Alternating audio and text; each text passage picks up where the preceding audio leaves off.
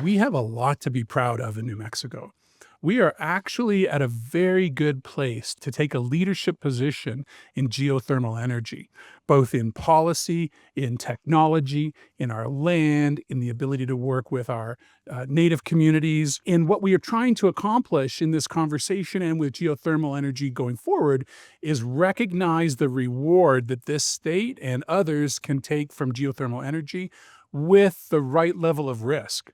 And we care deeply about communicating the community, you guys, ourselves, our policymakers, our entrepreneurs, our geothermal engineers, our drilling experts. So to communicate and educate the possibility of geothermal leadership in New Mexico, and doing it in a responsible and equitable way. New Mexico's set a 0% carbon goal for 2045. And those have interim goals along the way, one of which is 40% renewable energy by 2025. And we're already doing that. 40% in that prior slide is being generated by wind energy in New Mexico. And I know politically we have the will. So we have investments going on. We have, I read in the paper processes of getting geothermal wells and other resources up and running is getting faster. We're removing barriers. We recognize we need to do this efficiently, and we need to do it now. So tonight, we have some remarkable experts. Puck in the area of policy, Shari, science and engineering, chops. We have Roger, who's going to help represent the Indigenous perspective, which we care deeply about, and Bruce, who's going to talk about what responsible entrepreneurship can look like in a geothermal world. I'm going to turn things over to Puck and ask you to talk to us about geothermal energy. My name's Puck Stair, and I work for you. I am a state employee, a proud state employee, a new state employee. My official title is the Director of the Energy Conservation and Management Division of the Energy, Minerals, and Natural Resources Department of the state of New Mexico. We call it the State Energy Office, and my office is in charge of helping New Mexico flip to our renewable future. And in regards to geothermal, we hold carrots and sticks. So we are the office that's setting up all the rules and regulations for geothermal permitting. And we also have grant programs and loan programs to accelerate geothermal in New Mexico. But before I got to the state of New Mexico, I spent 20 years doing other things. Well, more than that. I was a high school English teacher. I was the president of the film union. I did 20 years in the film business here in New Mexico. I worked for a monk. I ran for state senate. I was president of a union. I already said that. And I was a policy analyst. And the clear line through all of those things was clean energy and bringing clean energy into all of those worlds. And so I'm delighted now to be able to do that full time and bring that balance of private sector, public sector, government expertise into it. Okay, so I'm going to talk about 4 things. Our current challenge, a little bit of Electricity 101, why geothermal, and how New Mexico can lead if we so choose here in this room. So our current challenge, isn't that cool? They did that for me, is in our electrical system, our supply and demand are not always in balance. We're having problems with both. The main problem, as was referenced earlier, is we are demanding electricity faster than we can build it. In fact, in July, the United States not only broke one record, we then 2 weeks later broke another record in terms of the demand for electricity. So we are wanting more electrons than our current grid can currently make. And this is pushing us into some problems, blackouts, brownouts. You may remember Winter Storm Uri in Texas, already referred to, where the grid went down because it froze. Then you have in the heat dome in the Pacific Northwest, where the grid went down because it was too hot. And actually, this morning's news, I don't know if you saw it, but the entire island of Cuba has no electricity right now. That is 10 million people right now without air conditioning, refrigeration, no internet, No cell phones, no sanitation, no hospitals, no grocery stores. Send them your love. And it's coming for us too here in the Southwest.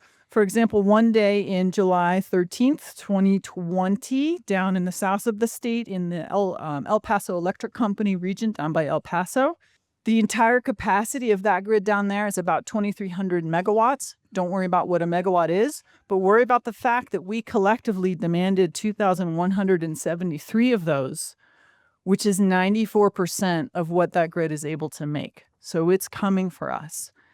And as we barrel towards blackouts,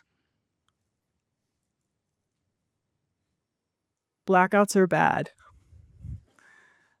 Hospitals can stop working. Police stations can stop working. Your phone can stop working.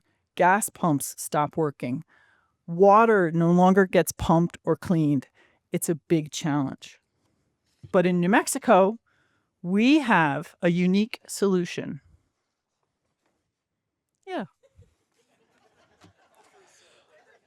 Okay, everyone is like, why did I leave my home and come here tonight? Okay, let's back up. I'll come back to this and explain. So we need to understand a little bit about the electrical grid. Our electrical system has basically 4 components at the moment. We have generation, which is generating electricity, making electricity, wiggling electrons. We have transmission, which is moving electricity long distance. These are the big lines that you see along I-25. Distribution, which is the getting electricity to your house or to this church here. Those are the poles and wires that you see in your neighborhood. And the new kid on the block is storage, which is really cool. It's storing electricity to use it for the future. That's a new thing. For the purposes of tonight, we're really going to focus on generation. But as you saw, Creative Santa Fe is doing some cool work about the other 3, and we can do a whole evening on each of them. Okay, so let's go back to our friend here, our supply and demand friend. So let's think first about the demand side of the equation, and let's think about your own personal usage. You've thought about a little bit about blackouts, but I want to think a little bit about how much you actually demand. So raise your hand. Think about it first. If you have gone without electricity for 1 hour, sleeping doesn't count. This means no cell phones, no refrigeration, no TV. Okay, the room is pretty good. Keep your hand up if you've also gone without electricity for 6 hours. 24. 48. Okay, these are campers now who have your hands up. Okay. Thank you. But you all here in the room, thank you, are representing the growing demand. And it's not just what we're all asking for now today. It's all these other new demands coming onto the grid. So I just mentioned it's getting hotter and hotter. Guess what? That means you run your AC more and more. You started earlier in the year and you're running it till later in the year. We have EVs, already been mentioned in the room. I drove mine here today. That means, yay, I'm not emitting fossil fuels, but I'm asking for a whole lot more electrons. We have electrification, which is when you're switching to something from a fossil fuel source to a electrical source. Like if anyone in the room installed a heat pump in their home recently, yeah, you're part of the electrification. I did it as well. It's great. My home no longer burns natural gas, but I'm asking for more electricity. We have industrial growth. A lot of new industrial processes are being more and more electrified, and we're also growing as a country in terms of our manufacturing. And then the last one, you've heard about it a little bit already today, is AI and data centers. What's really interesting about AI and data centers is it also represents a whole new way to use electricity. So the other 4 do things. They turn lights on, they power cars. But AI and data centers is a way to convert electricity into intelligence. So if you're running an AI, you can have it analyze the MRI scans of your brain and it can detect cancer, or it can analyze the new weather patterns of the globe and predict hurricanes or thunderstorms, or it can help invent new batteries or new medicines. So we don't even know the upper limit on the demand for this new kind of electricity, because now you can take an electron and you can turn it into a thought or an idea. It's a whole new demand for electricity. Okay. we've talked about the demand side. Let's talk about the supply side. How electricity is made. Well, let me back up a second. One of the most basic and common ways that you make electricity is you take one magnet and you rotate a second magnet around it. That is called a turbine. And here you can see this is one magnet rotating around. This central thing here is another magnet, and it spits out electricity. Well, how do you get these to rotate? You need to push them somehow. And those of you who ever played with children's magnets, you can feel that force when you try to bring them close and move them. It takes some force. Well, we've invented something. It's kind of a series of blades that where if you push steam on them, it's like a reverse propeller. They turn and rotate the magnets to make electricity. This is called a turbine, and I guarantee you that all the cell phones in your pocket and all the lights in this room right now are being powered by a version of this on the Santa Fe grid. Okay, but what makes the steam? Well, right now, what makes the steam is primarily burning coal and natural gas. So here's our friend, the turbine, here in the power plant, and you can see all this coal going into the boiler here that's making steam into the turbine to generate electricity to go to our houses here. This is basically how the grid works. I know there's electrical people in the audience right now who are just pulling their hair out. You can correct me later. They said 101. So, okay, and you all have seen these plants. This is what they look like. This is a natural gas plant in Albuquerque. Some of you may say, but wait a minute, we have another way to rotate. It's even better. That's a way to rotate, right? This is a wind turbine, not a steam turbine. You have magnets in here, and it's the wind that does the rotating. Great. No emissions, problem solved. Yeah, but it doesn't blow all the time. So wind is intermittent. Wind is good, but it's intermittent. And some of you may say, okay, solar. Solar, by the way, does not involve rotating magnets. It's something else, which we won't get into today. And it is fantastic, but as we all know, the sun doesn't always shine. So how do we generate clean electricity consistently? Ta-da! Geothermal to the rescue. This is a hot springs. So the idea is you can run a turbine like we had before, only now you're using the heat from beneath our feet.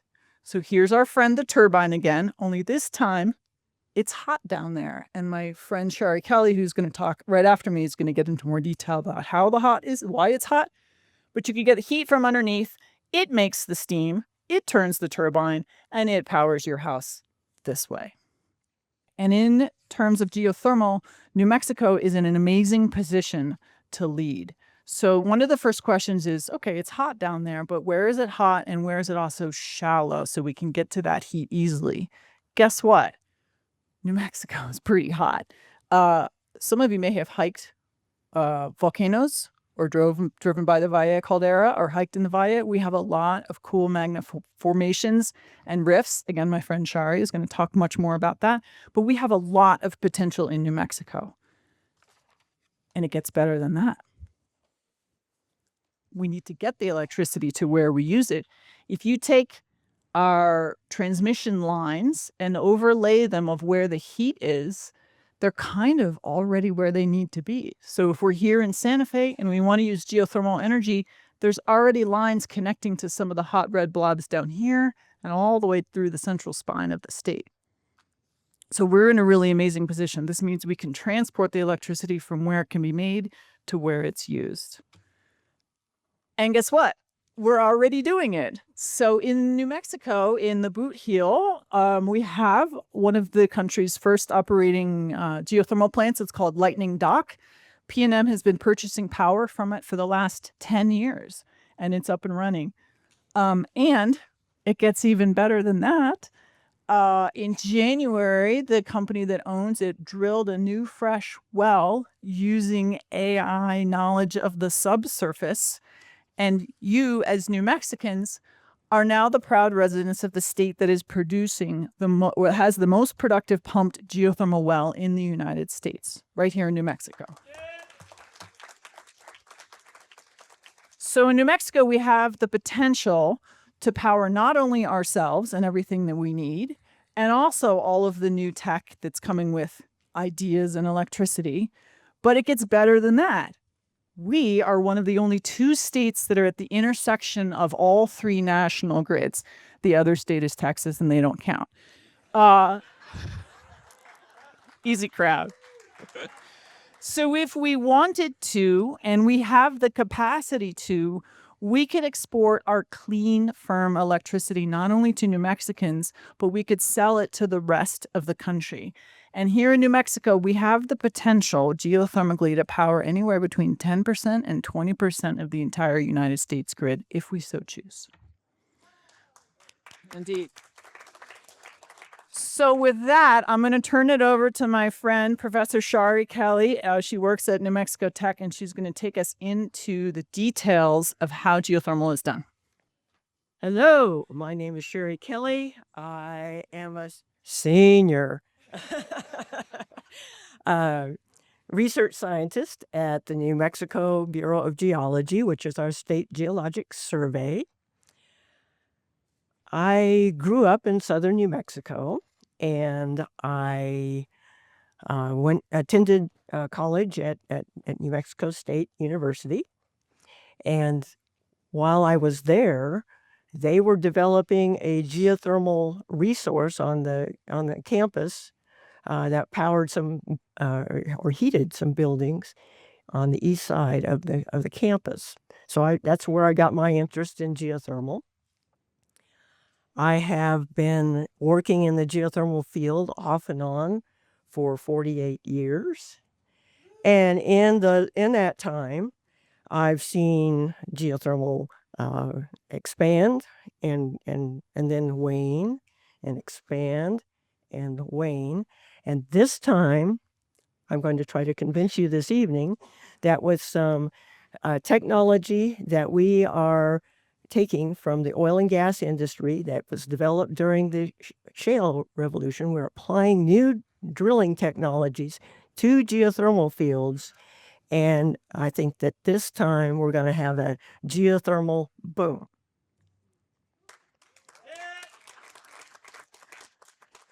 New Mexico is blessed. It is blessed in so many ways, but it is blessed in having abundant geothermal resources, as Puck pointed out with that beautiful map with all that red on it.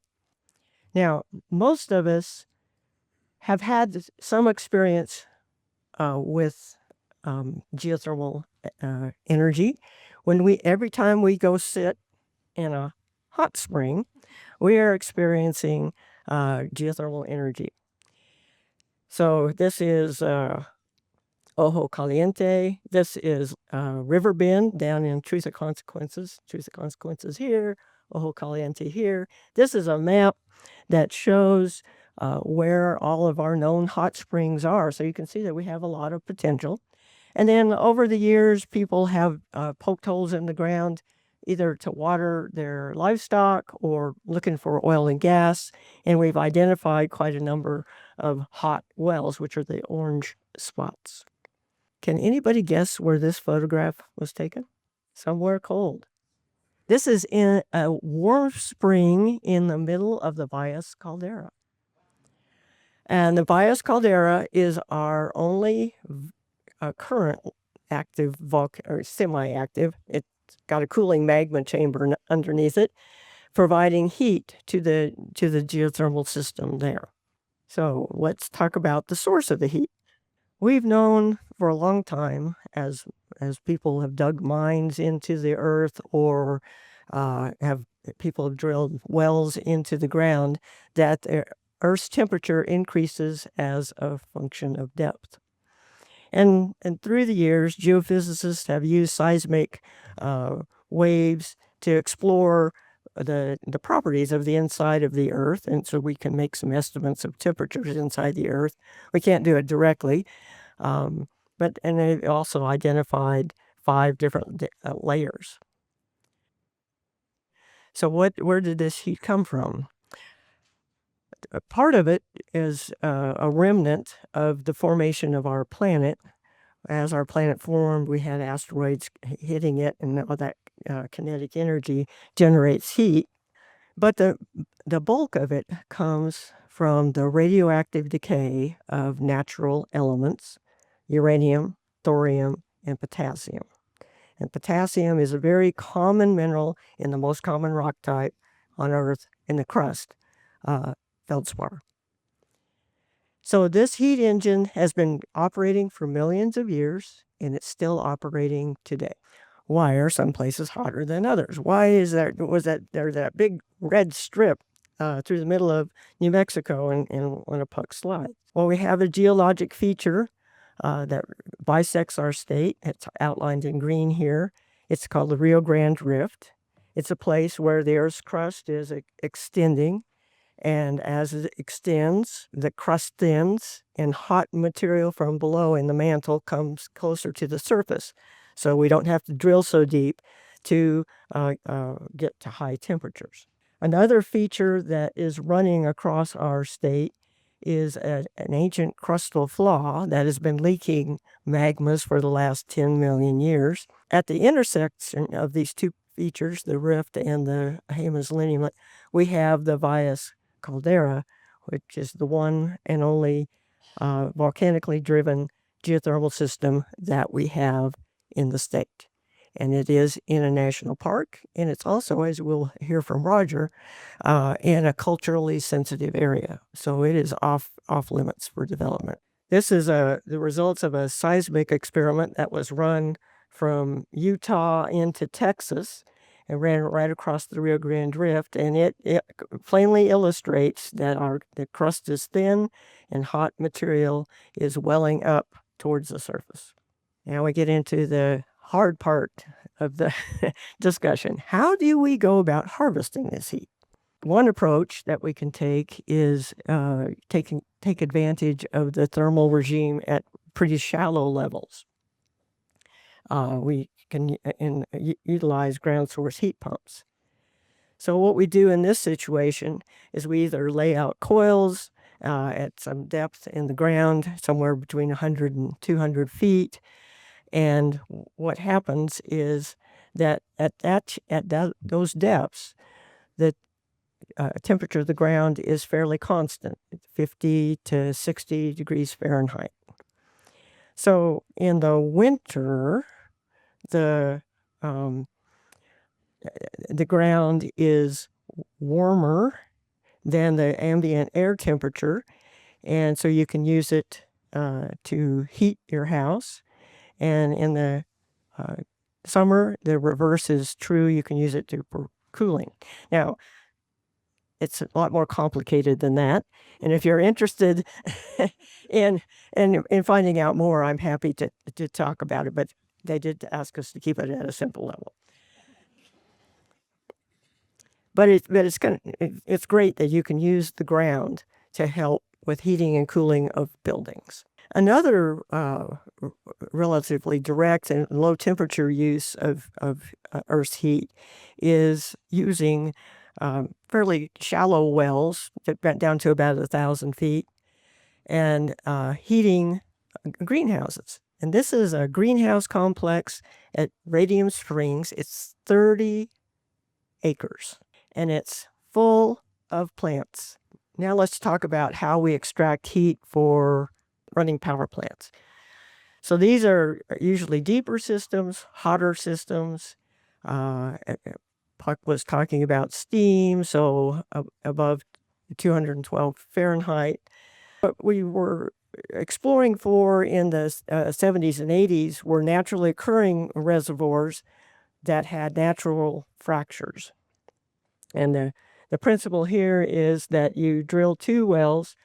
One produces the hot water, and then after you extract the heat, you pump the water back down, and it moves slowly through these fractures to get reheated. Problem with these systems is that they are really, really hard to find. They're hard to locate, and they're relatively rare.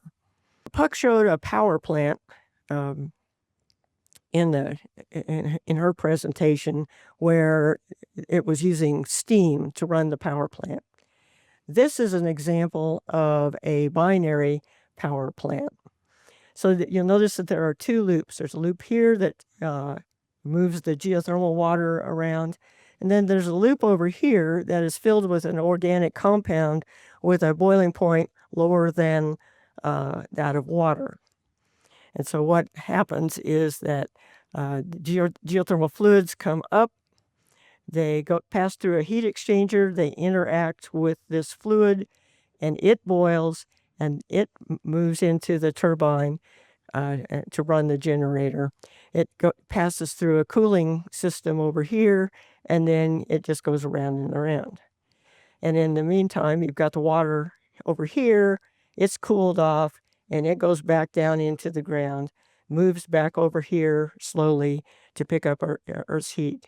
So these binary power plants were a big step forward for two reasons. One is if there is any sort of gas associated with the geothermal fluids, it just stays in the loop, and you don't have any carbon dioxide or anything coming out. The other thing is that in those steam plants, the water was directly interacting with the turbine, and any dissolved solids like silica or calcite would precipitate out all over the plumbing and clog up the system. So this is a far superior system. And Lightning Dock is an example of a binary power plant. And here, instead of using water to cool down the isobutane, you've got big fans on the top that it's an air-cooled system. And that the turbine is in here. I mentioned earlier that the natural systems are hard to find. So geothermal developers are now engineering systems. And there's two main ways they do it. One is a closed loop. So the water has to move kind of slowly through this system, so it has time to pick up heat. But the good thing about them is once you charge the system with water, the water doesn't leak out. The other one is an engineered system. Again, you have two wells. You produce the hot fluids, cool it off, bring it down, and it works its way through fractures to get back towards the surface. The problem is that sometimes the water gets lost in this complex network, maybe about 10% of it. So it uses a little bit more water. The Department of Energy has developed a research site in Utah where they're trying to improve the way that we extract heat from the earth. And it takes advantage of oil and gas know-how, oil and gas technology. During the shale revolution, the oil and gas industry mastered the art of drilling horizontal wells, long distances. And so they're starting to use that kind of technology here because then you have more surface area to pick up heat. The other thing they did is they would drill one well, and then they use a camera to figure out where the fractures are. They put a liner in to keep the well open. Then they punch holes in the liner where the fractures are. They pump high pressure water down, which will help open up the fractures. They put a prop at the end to keep the fractures open, and they use sensitive seismic measurements to figure out exactly where the fractures are growing.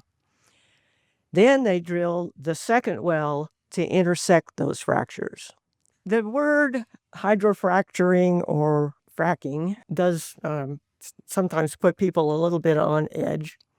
Now, a key thing that needs to be understood is when we open up those fractures, yes, they make tiny, tiny little earthquakes, but they're tiny. They're nothing, you can't even feel them. What causes induced seismicity is when oil wells they produce for every barrel of oil, 8 barrels of water. And you've got to do something with that water.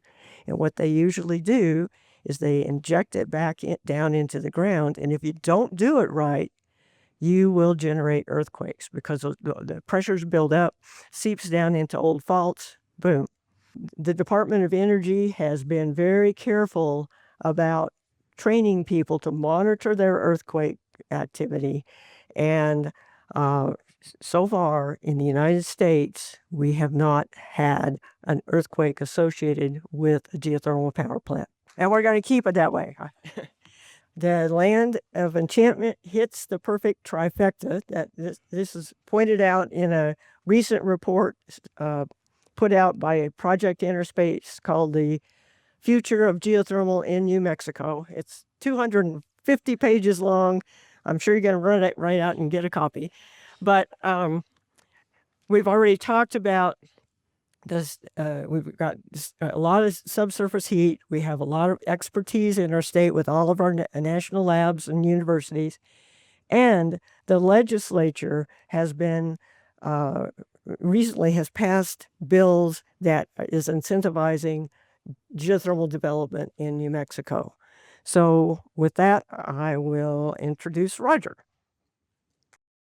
I'm not here to talk to you about geothermal. I think that we have been well versed and have a really good indication about what geothermal is, all the way from ground source heat pump to active geothermal to hydraulic fracturing and the do's and don'ts and the whys and the why nots about that. So I'm not going to even go there on any of that. But when you think about beyond profit, when you think about triple bottom line, that kind of vocabulary, I think that the indigenous perspective, and that's really what I'm here to talk about, is to try and give us all a insight to an indigenous perspective about development and energy and these intersections, about where does energy and where does all this meet at. When Puck was reflecting about who could live without electricity, how many people raised their hands that after 48 hours, my hand was still up. I grew up in Jemez, Pueblo. That's where I'm from. I'm a rural member of the Pueblo of Jemez. I grew up with an outhouse. I grew up with electricity because I could see the light through the crack of the outhouse. I could see my siblings running from the outhouse and leaving me in there at night. I could see their silhouettes running back. So much of Indian country, quite honestly, right now today, 40+% of the largest tribe in the country, the Navajo Nation, is without electricity, period. So 48 hours, their hands are up.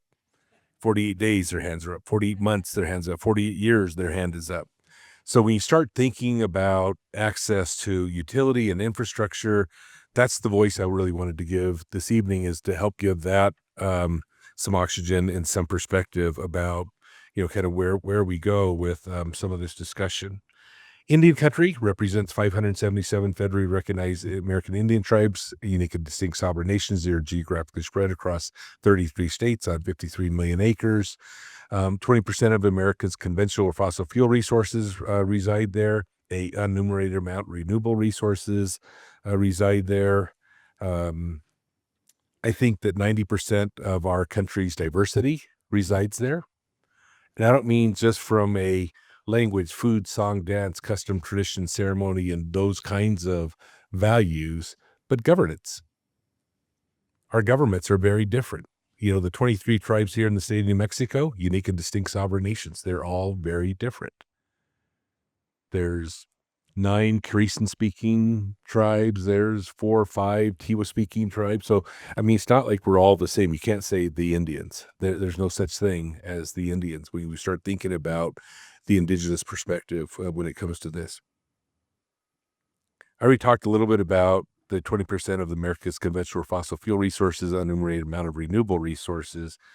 But when you start thinking about Indian country and historically, some of our uses of solar, passive solar, energy efficiency, these buildings still stand. And we start thinking about the Pueblos today. How much different,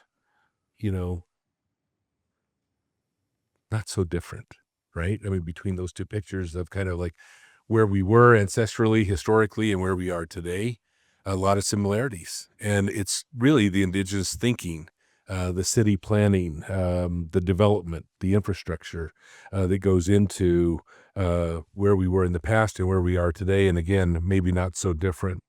When you start thinking about Mesa Verde and Chaco Canyon from an energy perspective, some of those pictures there, energy efficiency was a big part of that. We still use wood for cooking and heating today in the Pueblos, right here in the Santa Fe Albuquerque corridor. So energy use. We don't all have access to cheap natural gas. A lot of us are still stranded on very expensive propane, very high content BTU content of propane. So energy is very different. We all live in our own sense of reality. We all wake up very different. You all woke up this morning, turned on your thermostat, turned on your air conditioner. Some of us don't have access to that. So when we start thinking about Indian country and our development, Indian country, our population is growing 4% per year. Not a big number, right? People talk about the Latino or the Hispanic population and how fast that's growing. We're growing much faster. That means our populations are doubling every 25 to 30 years. So where are all those new kids going to live? Where are they going to, what electricity are they going to read under? We're the interruptible customer when it comes to electricity. And again, I described already some of our heating and utility. So when you think about Indian country from energy development, from environmental protection, cultural preservation, that really is a tough intersection to balance. Because our tribal leader, oftentimes they're not even voted in. They're inducted into civil service. So a number of the Pueblos still have a traditional form of governance where we don't elect our governor. They're appointed by the cultural leadership. And when you're appointed into that leadership position, you've got, again, economic development, cultural preservation, environmental protection. And if you don't get it right, if you're the mayor of Albuquerque, or if you're Mayor Keller down if Mayor of Albuquerque, Keller down in Albuquerque, or, governor of the state, you can move on. But in our community, you can't move on. It's where you're from. It's where you are for generations. So when you don't get that balance right, and oftentimes it does, not everybody gets it right. We're human. Therein lies one of the challenges that we have. So sometimes not doing anything is the safest thing. So tribes oftentimes are energy colonies. We export our raw resource. We dig uranium, coal, oil, gas. We export that off reservation in these plants. It's developed in the electricity of those transmission lines that we walk underneath and the pipelines that we walk on top of. All that goes off reservation. Again, because we're still the interruptible customer and we still don't have access to all the utility that we generate with our resource. A lot of that, as New Mexicans, a lot of that power goes down into Southern California. So you share that with us sometimes in terms of us being energy colonies here in the state of New Mexico. We have 23 sovereigns. Of the 577 federally recognized Indian tribes, the state of New Mexico has 23 unique and distinct sovereign nations. We're really in a great position here in the state of New Mexico with the first office of Indian Affairs at the cabinet level. That's very unique. Not many other states have that, if any at all, have that. So I think that we've really got an important opportunity and challenge both at the same time here in the state of New Mexico to take geothermal. It's a great resource. But then again, I think that when the tribes think about that resource with their cultural values, their social values, their economic values, their environmental values, and again, each one of those unique and distinct sovereign nations with that great diversity are making judgments about do they use or do they not use those resources, and who else can borrow or use those resources or lease or buy those resources. Again, very, very diverse. So I think that that's one of the opportunities and challenges that we have in Indian country is coming into the state of New Mexico, whether we're going to deal with Bruce, who's going to follow me and from an industry perspective, or Pakahedami with a government perspective. How do we balance and incorporate tribes as an inclusion? The state of New Mexico has had a really good history of having that, not perfect, but having that inclusion with the 23 sovereign nations in the state of New Mexico. When we start thinking about the future of this kind of moving forward, when you start thinking about historically was Shari had talked about the Valles Caldera and being a very sensitive place. The Pueblo of Jemez was not or is not against geothermal development. As a rule, as an industry, they don't have an anti-fracking. That's not it. It's there for cultural preservation. This is a very significant cultural site, not only by, viewed it that way and accepted that way by the Pueblo of Jemez, but other Pueblos and other tribes as well. So it's how do we start figuring out how to communicate with Indian tribes on a very respectful basis about development, even if it's off-reservation sacred sites. Before there were reservations, before there was statehood, before there were boundaries, before there were fences, there were Indian tribes. So how do we incorporate the indigenous perspective? Because sometimes it might be important for all of us to have us serve as that voice and that perspective that starts looking down from a multi-generational perspective. Should we or should we not develop these kinds of resources in this particular way? Thank you for listening, and I wanted to turn it over to Bruce. We are one of a number of geothermal startups, innovators trying to make a difference in the geothermal world, but we come at it a little bit differently. Anybody can produce clean electrons and put them on the grid to promote a clean electrical economy, right? We're very focused on the community. We're very focused on our host communities where we're going to build our power plants, and that comes from my background. So I've been asked to give you a few words, tell you a little bit about why I'm here. So my why begins with this. My parents moved to Buffalo when I was 3 years old. All right. And every time family came from out of town to visit us, we went here to the falls. So as a little kid, I was mesmerized by this natural wonder. I could not take my eyes off it. And even then, my little science brain was thinking and asking questions. And the one that sticks to my memory even now is, why is this thing here? Right. No. And I remember saying to myself, why is it here and not over here? Or as opposed to over here? Right. And so from then on, through high school, I had some really good science teachers who began to answer that question, help me understand how to answer that question. And that was really cool. But another thing I did when I was little, and there's another story behind how I got there, but I also wanted to protect the natural world. And I used to chase my mother around the house to turn off the faucets to make sure we were saving water. We weren't dripping. Nothing was dripping, right? This drove my mother nuts. It was exceedingly annoying to her. So what did she do? She reinforced this behavior by sending me here. They sent me to this science camp where I really started to embrace the need to protect the environment and understand some science. This is a really cool waterfall, and it's got a flame behind it. Why does it have a flame behind it? Because the rock, the shale rock, that makes up the waterfall. This is called the Shale Creek. Leaks, if you will, gas, so natural gas, right? So they have to keep the flame lit, because if the flame goes out, the natural gas sort of fills up the ravine, and then when lightning strikes, it blows it up. So I'm a 10-year-old kid, right? And these kind of stories are it just got me committed got me hooked on geology. Between the falls, Shale Creek Nature Preserve, flames that blow up ravines, I was hooked. But more than that, so that's how I got into the sciences. But why do I do what I do? Being in Buffalo is also Buffalo is a poster child for doing things wrong for the environment. I hate to say that. So when I was a kid, kids who would go swimming in the Buffalo River would end up with burns on their skin because of the pollution in the water, right? Buffalo River caught on fire. And that's also happened in Cleveland too. This is not just Buffalo. We were treating the environment very badly, right? So because there's so much pollution or pollutants in the water, it caught on fire. In the wintertime, we have snow in Buffalo, right? We're famous for snow. In the wintertime, if you live in South Buffalo, I live in the northern suburbs, but if you live in South Buffalo, it would snow blue or green or red, depending on what the local dye manufacturing facility was making that day. Right. And so, but it really hit home when Love Canal became a national issue. How many people know about Love Canal? Okay, that's when it really hit home, when we realized that all the damage we're doing to the environment was really hurting people and hurting communities and making people sick. All right. So that's my why. That's how I got here. I'm not going to go through the rest of the story from science, research to consulting to technology to entrepreneurship, but I'm going to fast forward to today. Here's my team.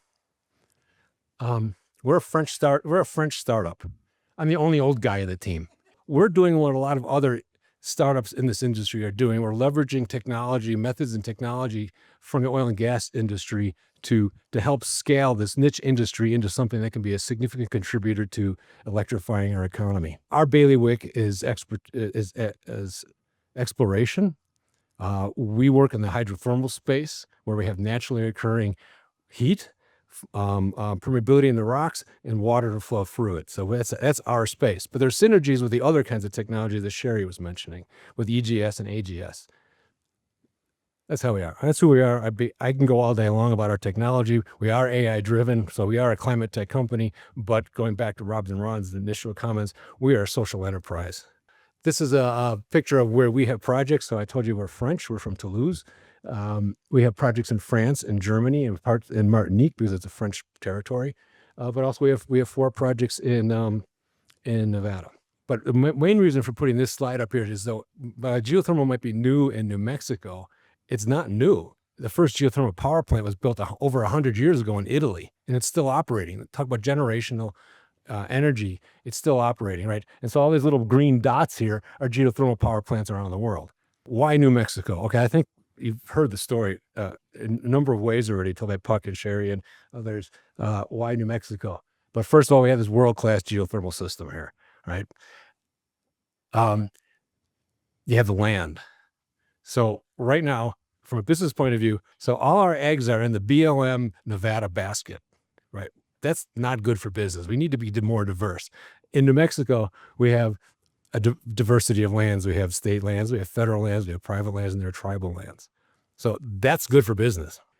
You have the long-standing history of energy development here. You know what you're doing around drilling. So you have all the technical know-how. You've got a skilled workforce, and you have a tremendous supply chain. That's important. Bipartisan support for geothermal. It's here in New Mexico. It's also in other legislatures in other states. It's also in Washington, D.C. It's one of the rare things where you get nearly unanimous agreement to do something.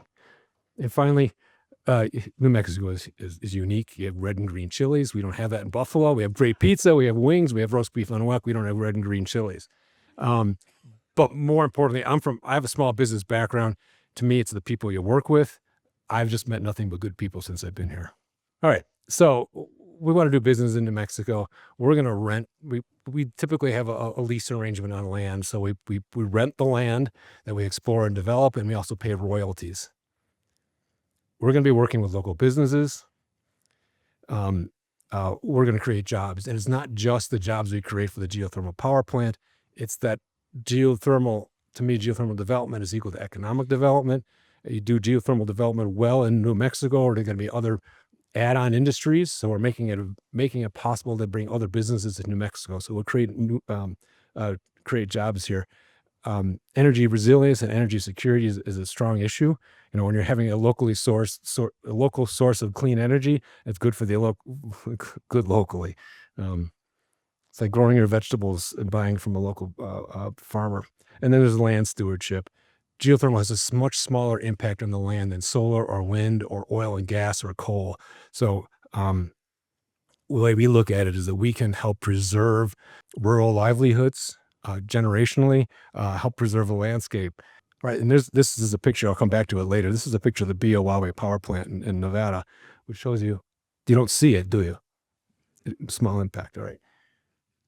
So, but there are challenges, okay, and this is why you have one geothermal power plant here, just one, right? Nevada has 26 power plants. There are a number of them in California. There's one in New Mexico, and it's not one of the oldest. It's actually, I believe, it's built in 2013, 2010. Right. So the first geothermal power plant in the United States was built in 1960 in California, and then when they had the development of the ORCs, that Shari described, the different way of doing using heat exchangers, that really helped open up geothermal. So Nevada now has 26 power plants. There's only one here. Why is that? Well, I actually a few years ago, I spoke to Michelle Henry, who was then the in-house counsel for CERC, which owned Lightning Dock at the time. She said, it's just too hard to do business here. It's hard to expand. but there are challenges, right? So the first one is the geological risk. Every one of us who's doing innovation is innovating in this space, is coming at it from a different direction, but we're trying to knock down that long pole in the tent. It's a geothermal risk. Secondly, the last thing you want to do, our investors are keen on this. They don't want to spend 120 to 150 million dollars to build a 20 to 30 or 50 megawatt power plant and not be able to plug it in. Right? It's sitting at idle there is wasting money. So the grid connection is the key risk and across the country now, not just for geothermal, but for other renewables as well. Permitting, I don't think we've talked about that too much today, but permitting is a huge challenge. It takes a long time to permit a geothermal power plant on BLM land in Nevada. There have been efforts to accelerate that started in the Biden administration and is continuing the Trump administration. There's one story about a power plant that Ormat wanted to expand. Ormat's one of the geothermal companies in California. It took them 16 years to get the permit to just expand it, right? So that doesn't work for investors. So I'm always talking about what do my investors want? I got to make sure that they're getting what they need out of this. Right. So there's permitting, there's environmental regulations. In Nevada, if you want to drill for minerals, you just have to notify BLM that you're going to put a well in there. If you're doing geothermal, you got to spend 2 years doing environmental assessments. My background's in environmental. I'm not going to give up doing the environmental work, but there has to be a faster way. And then public support. Geothermal has always had very positive public support, but to me, it's how you show up in a community, right? So there are solar projects in southern tier of New York State in rural communities that have succeeded, and some next door that have failed. And the difference is because the developer didn't take time to ask questions, get to know the community, find out what they need, and figure out how they can deliver value to the community. Those are some of the key challenges. We'll say, what gives me hope?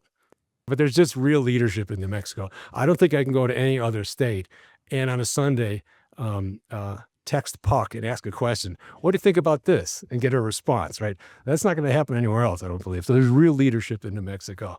And it's not just within the legislature, within policy. It's with the scientific community, in businesses, and with the tribes. Again, I guess I'm repeating this one, but there's bipartisan support for geothermal. That can't be underscored how important that is. And then geothermal generally is getting the attention it deserves in the world because it actually is a tremendous resource. And I want to close on one thing. So Shari mentioned the trifecta of having expertise in New Mexico, having a political will, and having a great resource. There's a fourth thing that goes with it. It's having entrepreneurs help drive it. So everyone talks about the shale revolution. The technology in the shale revolution was really developed with funding from the U.S. government. They put hundreds of millions of dollars into developing the technology. It's the entrepreneurs that then, being ruthlessly pragmatic, made it work. So we're seeing the same transition here. We've got all this great technology. We're bringing it to bear for geothermal. It's the innovators that are going to actually create the business models that take it to market. So here's that picture I showed before. This is the Biowawe power plant in Nevada. Minimal impact on the landscape, right? You don't really see it. But what's interesting about this is that this is a solar farm over here. By the way, this is a 37 megawatt power plant that can provide power to 37,000 homes, okay? The solar panels here, larger than the geothermal power plant, do nothing but run the pumps and the fans at the power plant. So you can see the scale of the landscape impact, right? Okay, that's all I want to say. I appreciate the time to talk to you today. Thank you very much. Can I ask our speakers to assemble the panel? This is our nerd night. Demand that we need in New Mexico is going to increase by 30% in 10 years. We need to supply that demand. So flash forward in 10 years. What needs to happen to help us get there? We've talked a little bit about some on the policy side, on the science side, with working with our 23 sovereign nations, and on the entrepreneur side. Well, why don't I start with you, Puck, on a policy side? What needs to change to get us there? I need mic 4.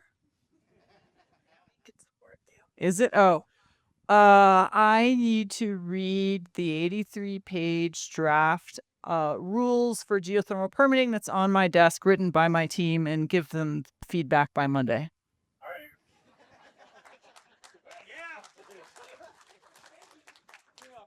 Very specific. Shari, what about it? What about it in the universities and on the science and engineering side? Do we have enough students? Do we have enough folks that are interested in helping us get there? Can we repurpose some of the jobs today to switch over to geo? So at New Mexico Tech, we're just now standing up a geothermal certificate, a graduate level certificate, so that we can start transitioning folks who are doing work in petroleum that have the skills that can be applied directly to geothermal. And we started it about a month ago. Yeah. And Roger, one of the things I loved about what you said and the way I think about it in my mind is, wouldn't it be great when we're deciding on locations to drill wells that at least in New Mexico, the 23 sovereign nations get the right of first refusal. Like you don't drill here, but we still want you to drill over here. Is that possible today, or what do we need to do to get there? Well, I think it's very easy to lay over the maps of the tribal lands that are there, and then the existing known resources that are there. Again, it's very site specific. There are geothermal resources on tribal land, so it's not so much giving the tribe preference or anything like that. It really is creating incentives for companies to industry to come partner with Indian country on a respectful basis. If our tax differential, our permitting, or taxation structures are different, why can't we pass that off to our taxed entity partner and have them enjoy? So there's a double tax benefit for them doing business on tribal land. And then the other thing is removing barriers. So we have a lot of policy barriers in Indian country because we have federal oversight. So getting some of the federal government out of our way and letting the tribes act like the adult that they truly are. They're the oldest in the country. So having them be, making decisions for themselves, as opposed to having the federal government, trying to make decisions for us. So I think moving barriers, creating incentives, and then finally, investing in technology in Indian country. Southwestern Indian Polytech Institute beat University of Virginia in robotics 3 years in a row. So we have the intellect in Indian country. We just need more support from government and industry and tribes to be able to invest in those kinds of institutions like Southwestern Indian Polytech Institute right here in the state of New Mexico. So investing in the future of those kids that I showed you, invest in them. Yeah, thank you for that. And Bruce, you talked about, you have to, as an entrepreneur and as a business, you have to return some value back to shareholders. But in 10 years, when New Mexico gets to look like Nevada with 23 geothermal, facilities, what's missing? What else is missing? What other incentives or promise, or how do you enroll those investors? That's a lot. I want to go. Okay, you've got 90 seconds. Okay. Oh, great. So I want to go back to. I'm going to take a step back for just 1 second. So to pat ourselves in the back a little bit. So TLS, we don't look for hot springs. Almost every other geothermal power plant in Nevada is built around a hot spring. But most of the geothermal resources, as Shari pointed out, are hidden. More than 75% of the resources are hidden. So we're trying to find those hidden resources, and we actually avoid the hot springs, because if you're looking at the hot spring, you're only looking at the tip of the iceberg. There's so much more out there. And the cool thing about the technology from the oil and gas industry is that with directional drilling, you can avoid certain areas that are culturally or environmentally sensitive. So we can say, well, put the power, everything over here, but we're going to drill over there. That's nice. Okay, so now to answer your question, what do I see in 10 years? Will there be anything different to attract more investors in this domain? New Mexico is doing all the right things. One of the really nice thing about it, this is why I love being here, right? So, you got the transmission. The state was proactive in making sure that you have a renewable energy transmission authority, so that we can make sure we can build on that transmission lines. The interesting thing about geothermal in New Mexico is that it's close to the population centers, so you can actually build clean energy communities around the geothermal. In Nevada, it's really remote, right? And so our power plant that we're going to build, and we're going to start drilling in a month, but it's pretty far removed from people. We have ranchers and farmers around us, but it's much harder to get to the grid and get to the people. So you have all these nice bits going on here. I also hear from you like speed to value. How can we quickly get things up and running? And we already talked about some of the burdens or the roadblocks in bureaucracy, and those are going away. Yeah. So the biggest risk is the risk capital is before you drill that first well. Yeah. And after that, if you discover a resource and you confirm this capacity of the resource, getting the funding to build a power plant is well, there's a lot of money involved, but it's no longer risk capital. So the risk capital is that first few years. You're doing exploration, and you want to be able to drill those first wells. So that's why the knock on geothermal has always been it's very risky to drill those wells because it's not hit and miss. Although I've actually heard people describe it that way, but that's the challenge. So how do we reduce the cost of risk capital? Well, for one, the permitting process is really important because we want to be able to put that money to use as fast as we can. That's a simple answer. So help us with the permitting issues. Make sure we can connect to the grid. And that What else did we miss that needs to happen in the next 10 years? And some others are working on building out the map with the subsurface. So the big red blobs that I showed are pretty good, but they're not detailed enough to de-risk it for Bruce and other developers. So we're working as a state to map the subsurface a little better. Yeah, there's a huge gap in our, in our oil and gas basins like the San Juan, the Raton, and the Permian basins. We know the subsurface very well because there's thousands of wells. But in the Rio Grande Rift, we don't really know, although there's a lot of shallow water wells, we don't know very much about the deep subsurface. And so we're working to use some techniques that involve using geophysics to explore the deeper subsurface. So we've already done that mapping. So, all right. Problem solved. Just to let you know. Who you share. So we've developed, we're AI driven. So we've developed our own prospecting tools, and we have a database of like 150 different prospects in the U.S. where we think there's we have a high resolution of maps that tell us where we think we can start to select prospects. But so we're here to share that. On the flip side of the shiny new thing and chasing the ball, I heard Shari talk about the concerns, and I know in the community, I know from my own community, there still are those concerns about fracking. Wherever you hear about drilling, we think about fracking. And I know you've helped us walk through some of the differences, but I guess two things. I'd like to know a little bit more. You said you wanted to come back to it, and I can pull your slide up again if that's helpful. But how do we engage and enroll the community in thinking differently about geothermal drilling than oil and gas drilling? Do you have some answers for that? Because you've been doing that kind of thing. So usually, do you see the same kind of resistance in your communities with investors and the community themselves? Well, we know that that's going to come up, and there's people have long memories about early efforts of doing EGS kind of work and creating some induced seismicity that comes from it. Yeah. But that's a long time ago already. This was first work done in the 1970s, and there's been so much technology development has come from since then. And a lot of it is around the microseismic capabilities, to be able to monitor and microseismic. How do I put that? So there's a lot of technology development around being able to monitor seismic activity, and that can help when on managing your reservoir in a way that you be careful not to overpressurize when you're re-injecting water into the wells, and when you're re-injecting water back into the resource. and in a lot of cases, before there's even some geothermal development or even drilling, we commonly try to set out a network so that we understand what the background seismicity is before a project even begins. So I hear risk reduction, but still, what about the community? Did you have something to say about that? Yeah, there's a lot of key differences. You may have picked up on this, but there's a lot of different kinds of geothermal wells. Some are one well, some are two, some are sleeve in sleeve.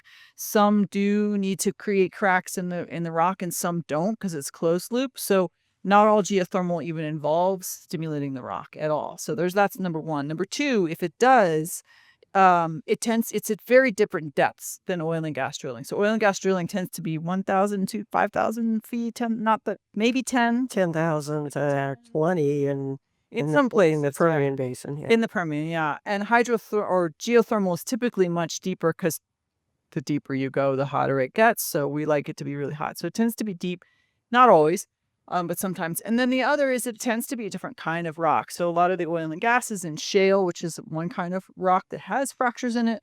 A lot of geothermal drilling, some, not all, but a lot of it tends to be into solid rock, into solid granite, which behaves very differently. So, and it's all emerging. So it's the reason you're not getting clear answers is it's like, it depends, but it's all just very different from the oil and gas situation. But the biggest thing is we're not re-injecting, 8 barrels for every barrel that is of oil that is harvested. Yeah, that's the big difference. We're extracting.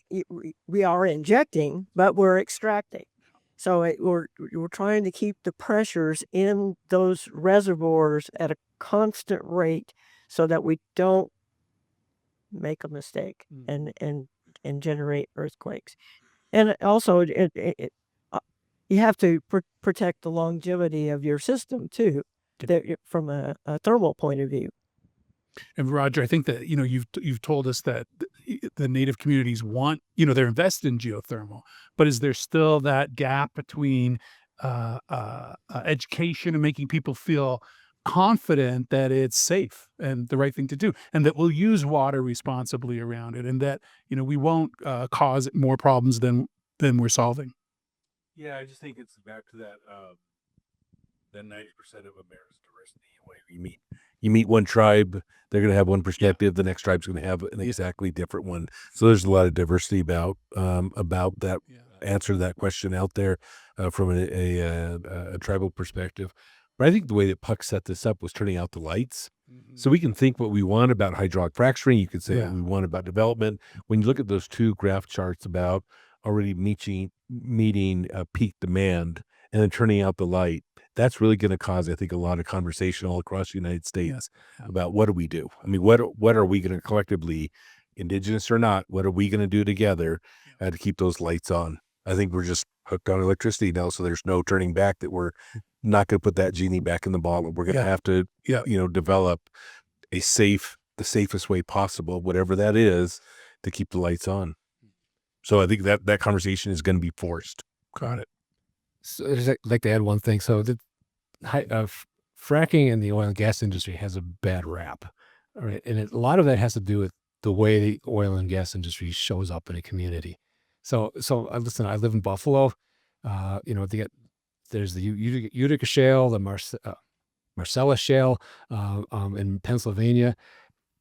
I know from personal experience talking to some of the independent petroleum producers working in New York and Pennsylvania, they had a very, I don't want to broad brush anybody, right? But there's a very cavalier attitude about taking care of local issues.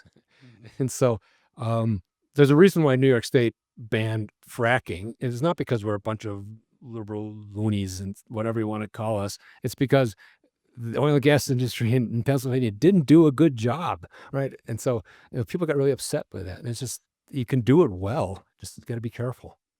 We're in the middle of a big debate here in a neighboring community called El Dorado. They're building a giant solar farm, and there's a lot of fear from the community about the potential for fire and the proximity to the community. And people come out. They come out, and they really make their voice heard. And I would love for that, for the science, the policy, the respect to live in the community, so that this isn't the boogeyman of geothermal in 10 years. Roger, you talked a lot about, Italy 100 years ago. Sorry, Bruce. Yeah. And we learned about Lightning Dock, and we've heard of other stories, Nevada. So who's doing this right now? Let's talk about it from a government or community point of view. Who's got it right? Who's the formula we should look at copying possibly? Us. Yeah. Joking, but not joking. So, there are other geothermal plants elsewhere. There's what's going on in Europe. There's a lot of places that are in some ways ahead of us. But what we're trying to do in New Mexico, and this is a very active research project in my office, is to literally get on the phone with like Iceland and say, what have you learned? What should we do or not do? What should we copy from you? What do you wish you'd, do differently? And so we're really trying to learn from those who've gone before and come up with the best rules, the best regs, the best safety, the best incentives to do it. And so far, Bruce can correct me if I'm wrong, but a lot of the geothermal developers are saying, yeah, we really like what we see happening in New Mexico. Yeah. Now, we only have one plant at the moment, but come back in 10 years. In a way, I would like to inject, though, in the conversation that we as New Mexicans, when we start thinking about where we were right after World War II, we were exactly the same size. Albuquerque was the same size as Phoenix. What happened?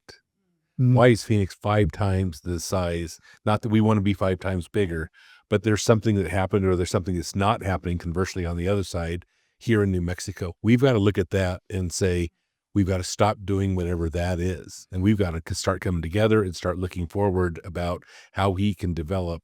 I mean, Facebook's here. I mean, look at Amazon's here.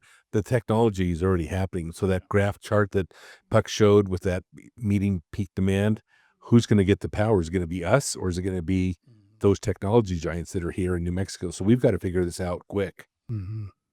Very cool. Shari, I love that you said this isn't your, well, you didn't say this isn't your first rodeo, but you talked about the ebbs and flows of geothermal. And now you have the confidence that this is it. We've got the technology, we've got the political will, we got the talent in the people. Does everybody share that sentiment on the panel? Are we all in agreement that this is the right rodeo? This is it. Yeah, I think it's one of a balanced portfolio. I think it's one of the tools we have in our kit. Like, why wouldn't we use it? We're getting the 5-minute signal, the 2-minute signal. Like, so we've got to start doing something here in the state about what we are going to do, and just believe it and start going. How do we go faster? Yeah, that's what I'm saying. We need to start going. So just go faster. I need an assistant. You got work to do. Yeah, you need an assistant. And I had to hire 2 new people too. So Right on. it's just How did you get the legislature to approve those positions? okay. Wow, there you go. That is it. I love it. Well, we have an opportunity at the end of this to meet with these experts in the panel in the lobby. And so that's where we're going to ask you to ask your questions there. I only have a couple minutes for a couple more. One is the magic wand question. 10 years and we have to grow at least 30%. And we know that we have the capability and capacity. If you had a magic wand, like what's the hardest thing that you wish you could just wish into existence much quicker? What's the thing? VPPs, DERs, and a better. I knew you were going to say that. Yeah, I mean, speak in acronyms. Our grid, how our grid is on the surface and how it's updated. We need a smart grid. We need a fractal shape grid, not a spoken hub grid.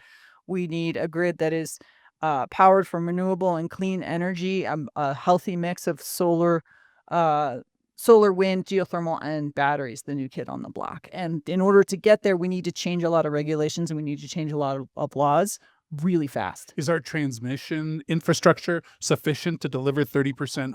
Yeah, our transmission's okay, and we have RETA, so we are actually ahead of most states in terms of transmission, but then there is also distribution, the poles you see outside your house, and making that smart and resilient. And how do you keep your handle on the world of batteries? How do we do that?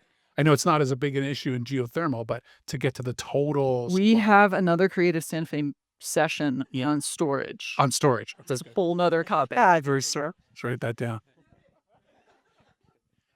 Last question. What do you hope this community takes away from tonight? What's your hope? One thing that they took away from tonight? And Shari, I'll start with you. Well, I just hope that you'll tell your friends and neighbors about this technology. It's I am finding as I go to all of these events that a lot of folks have never even heard of geothermal, and so that's my job. That's Pooja's job. We're going out to educate folks.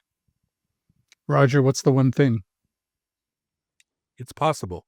It's possible. I love Yeah. And I think they're, reading the headlines, listening to Unplugged, there's just so much negative news. It's possible. Beautiful. And New Mexico is well positioned to do something amazing that the rest of the country and the planet can follow. It's possible. Thank you. Thank you, Bruce. I really like the idea of creating a model here that can be exported outside of the state. But so my one word is excitement. If you spend 2 minutes talking to me, I'm going to get excited about it and talk about it. But geothermal is really exciting. And of course, we need to increase general awareness so that it is a really positive way of developing clean energy. Puck, last word. What's the thing? Full steam ahead. Full steam ahead. Thank you very much. Thanks very much, Dimon.